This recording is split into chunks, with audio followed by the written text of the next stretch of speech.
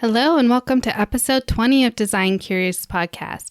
I'm your host and mentor, Rebecca Ward, and today we have a great interview with Kricia Palmer. She's just has another wonderful niche you're going to want to hear about. Let me tell you a little bit about her before we get into the episode. Kricia is a doctor turned designer who left clinical medicine to pursue her interior design degree.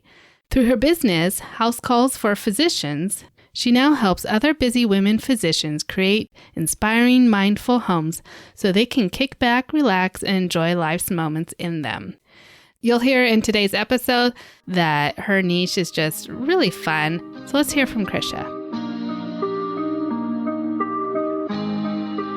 You're now listening to Design Curious, a place where you, creative one, are here to learn about what it really is like to be an interior designer.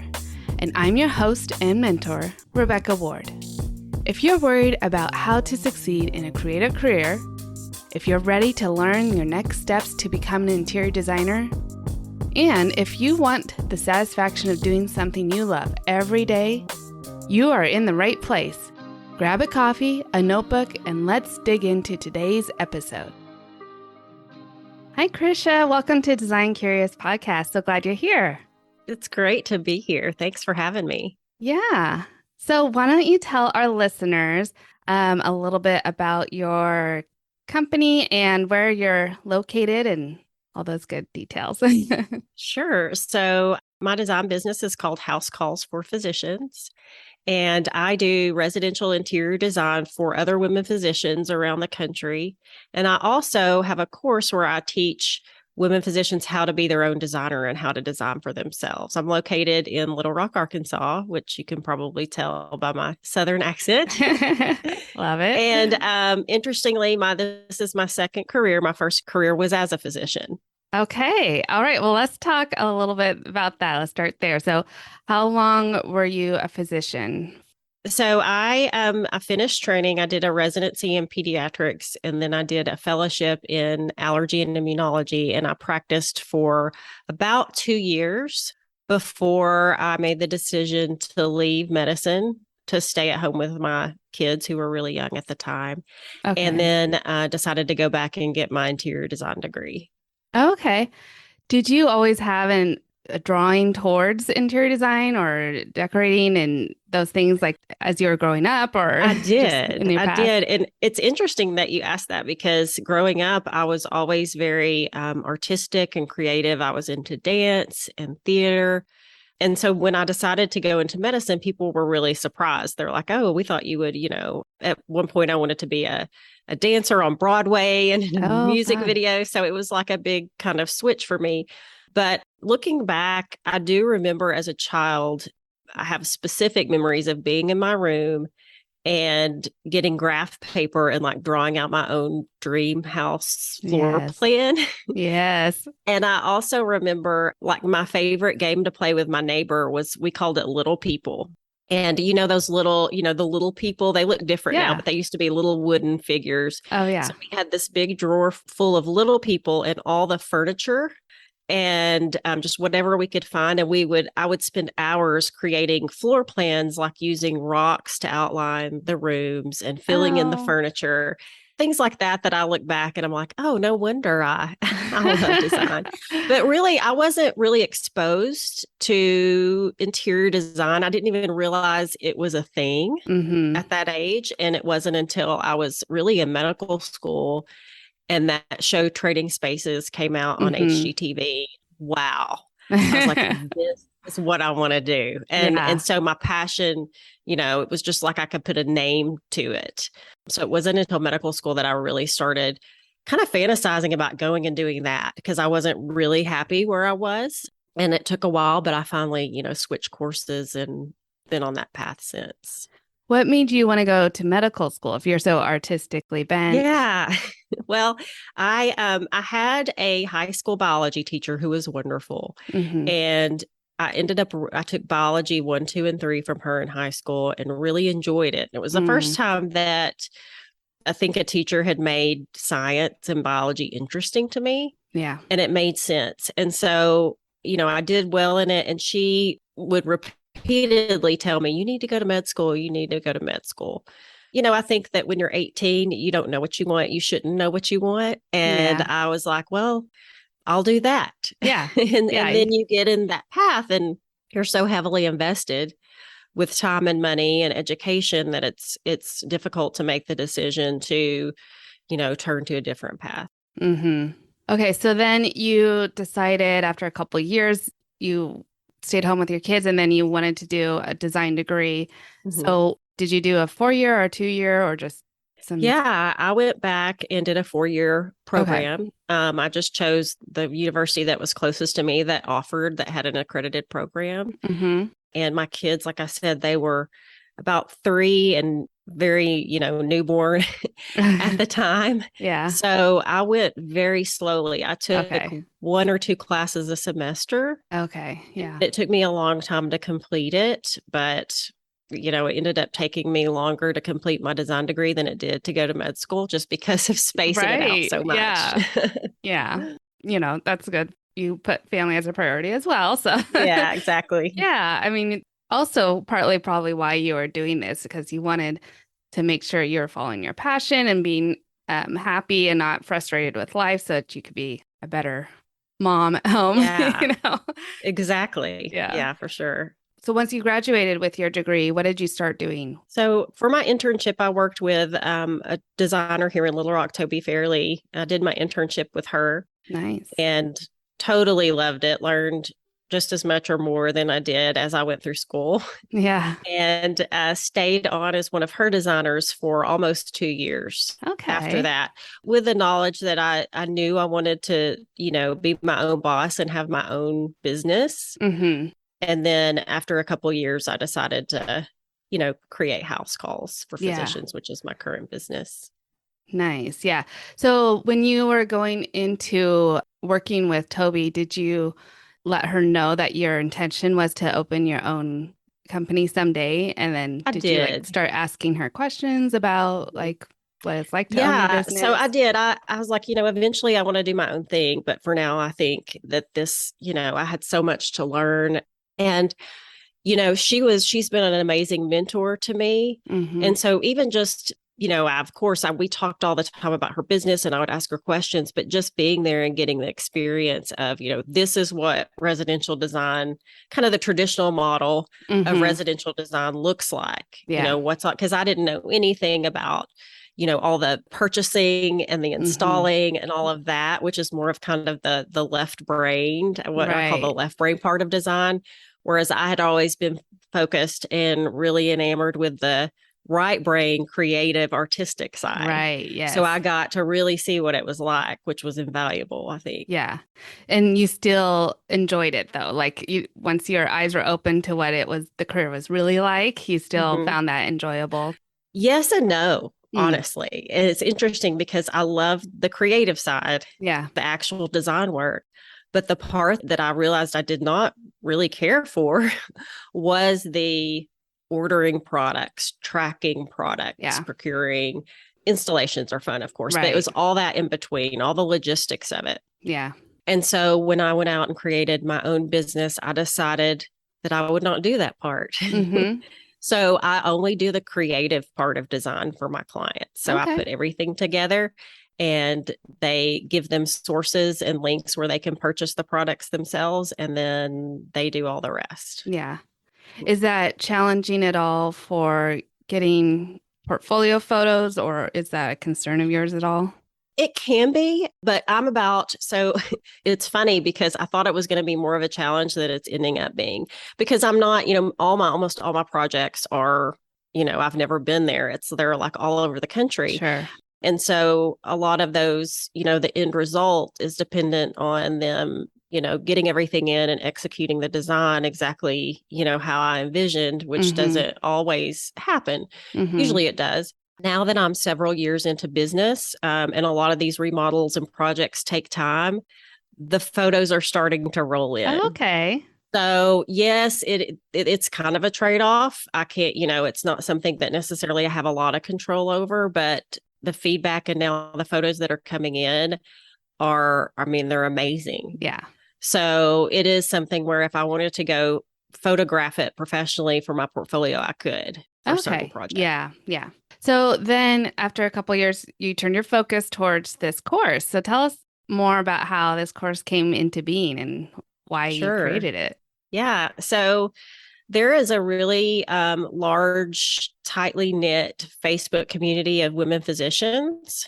And a lot of them, there are two different Facebook groups for just design and decor. And so I realized there was like a big interest there. And a lot of, they post questions, what kind of sofa should I put in this room? And so there's a lot of kind of back and forth dialogue about that. And I thought, well, why can't I just sort of take what I learned about residential interior design as I went through school and kind of condense that down into like, this is what's going to be high yield. This is what's going to help you the most, and create a course so that, there are a lot of people in general that want to hire a designer. They either don't have the time or the interest to do it themselves, but there are a lot of people that enjoy it and they want to be able to do it themselves. So I thought, well, I'll teach the women that want to be their own designer, that want to learn those skills themselves. I'll teach them how to do it. And so I created this course called Design Academy. It's a 12-week online course, and it basically leads you through, the elements and principles of design, the design process. They get feedback from me and basically, learn those skills themselves. Oh, okay. So is this Design Academy? I know you focus it towards the medical community, but could anybody take this course? Right now, it's just for women physicians, but I've had other people reach out to me and really want to take the course, and so I'm like, of course, yeah, you can take it. Okay, interesting. Okay, and so then you are like helping these ladies learn how to design their own house, and then have some of them, oh, I actually want to do a little more than just my own house. Like this is something I could get into and maybe even pursue as a second career. So have you had that experience I with? have, Yeah. I've had, since I started my business, I've probably had at least 10 to 15 people reach out to me and said, can you talk to me about, I'm interested in either in transitioning out of medicine, or I really like this and I'm thinking about doing it as a side gig. Like, do I need to go back to school? Do I not? Like, what should I think about? So I get asked that question a lot. Yeah. What do you tell them if they need to go back to Oh, school? Because I know you did, yeah, but yeah. So what I tell them, my main two pieces of advice are: number one, your actions are going to depend on whether or not you do want to do it full time and try to replace your income versus a side gig, or more just for the enjoyment of it. Because I think, it's different when you're doing something for fun versus if you're really trying to make money and you're running a business. So that's one thing to consider. And I tell them, for residential interior design, if that's your main focus, you don't have to go back and get a degree. You can, totally dependent, I chose to, but you don't have to. Like, you can learn design. There's all sorts of courses. There's my course. There's a lot of amazing designers that are self-taught. So that kind of opens up the flexibility, because I think with my tribe that I work with women physicians, they're all like, I got to go get the degree. Like, I got to get the education. And so I'm telling them, you don't have to. You really don't have to. You can be totally successful without it. So that's one big thing that I tell them. The other thing is, I tell them, just start doing it. Ask a family member, ask a friend, and just get your feet wet. You can charge them, not charge them, it doesn't matter, but actually start going through the process and doing it and see if you really like it, because I think that a lot of people sort of glamorize the designer job, and it's like, seems like glamorous and fun and games. And a lot of it is, but a lot of it's not. Just like with any job, there's a lot, there's always that other side of it. So I think the only way you can really know is just by getting your feet wet and taking action, and just start designing for your friends. Yeah, good advice. So those women that you do give this advice to, have they come back and then decided maybe not to pursue design, or have they decided like, yeah, this is for me, I want to go all in? I've heard back from some of them. I do know of several who are have actually started their own business, like locally, designing for people locally. Because I see her post on Okay. Instagram and sharing her designs. And she didn't go back to school. She's self-taught. She just said, this is what I want to do. And she just started doing it. So Yeah. it's really cool to see that. I don't think I've had anybody that has decided to go back and get a degree, but I do have those that are still kind of thinking about it. Mm-hmm. Yeah, I don't know of any that have decided to go back to school and get a degree. Most of them are kind of testing the waters right Okay. now. Okay.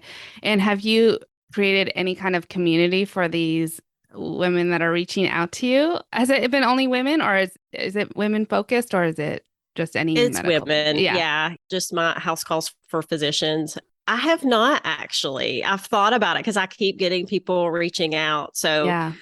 most of the time it's just one-on-one quick Zooms or phone calls, and they'll pick my brain, and then maybe a few follow-up emails.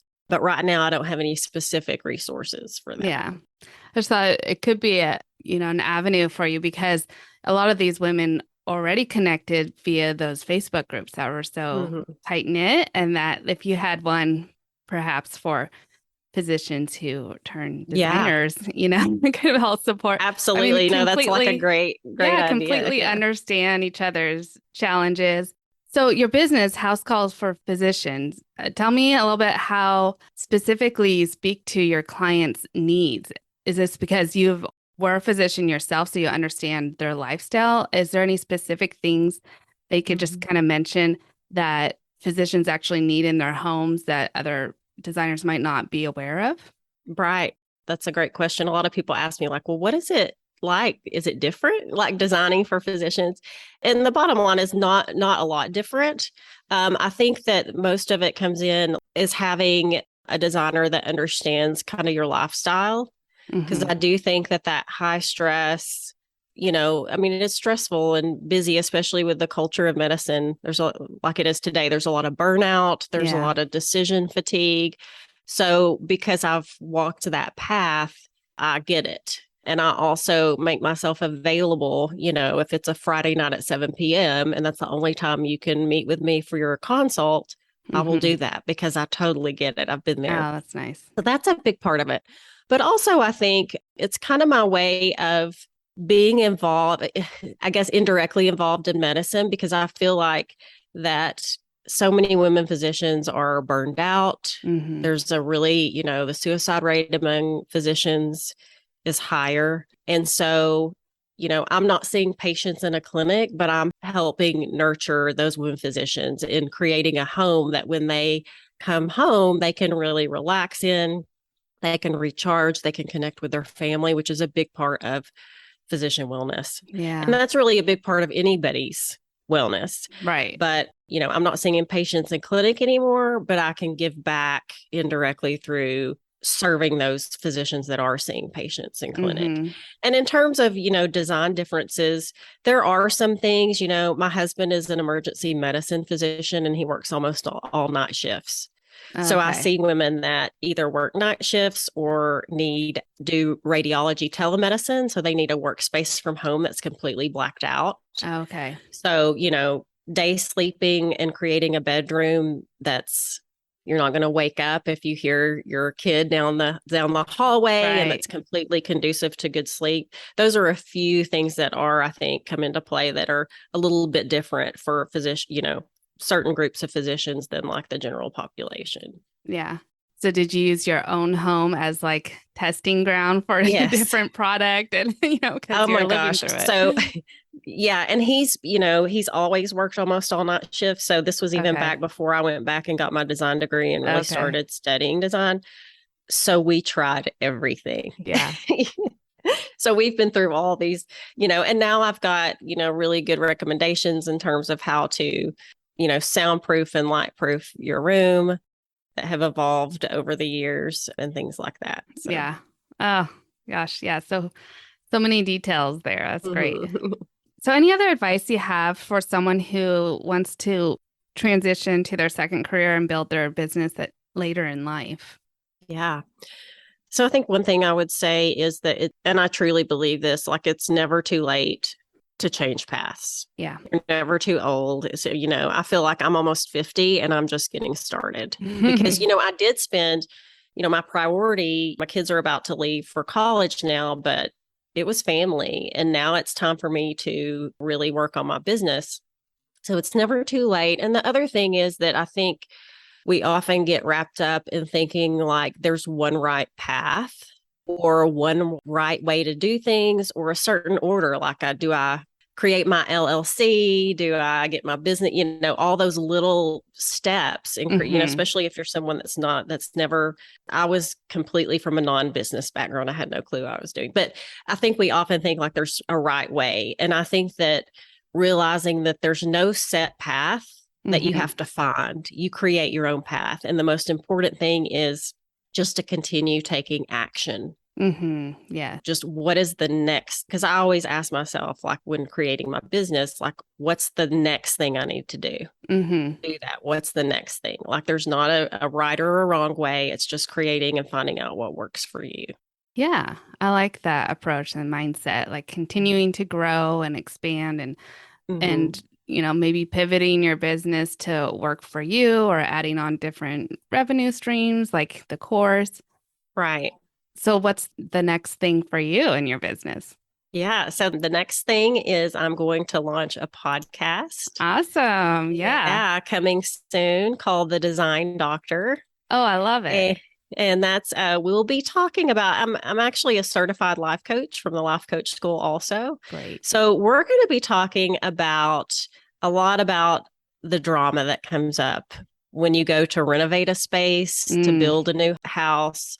Even if you're just doing something as simple as just giving your room a facelift, a lot of people get stuck with decision fatigue and analysis paralysis. Like there's so much to choose from. Where do I start? And so I feel like there's a lot of mental drama that comes up. So we're going to talk through a lot of those types of things on the podcast. Oh, that's wonderful. I'm going to be listening to that for sure. I just had an inquiry from a client the other day, and on her form, she wrote, "Help, I have analysis paralysis. I can't move forward with my project." So that comes up all the time. I'm sure everyone will be wanting to listen to the Design Doctors. That's great. I love that. We'll definitely post the links for your website. And then, so when the podcast is launched, people can find that there.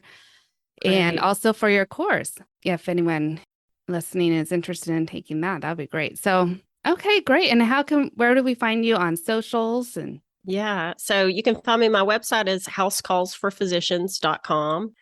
You can follow me on Instagram at Kricia Palmer MD. On Facebook, if you happen to be a woman physician listening to this, you can find my Facebook group, House Calls for Physicians.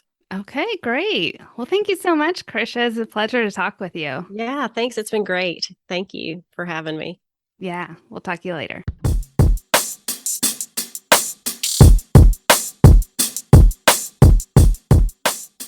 I think Kricia's niche is so fun, and it just shows you how your own personal experiences can really help you niche down and to speak authentically to the market that you can reach on a personal level. I mean, really understanding the needs of her clients because of her own experiences. And so awesome.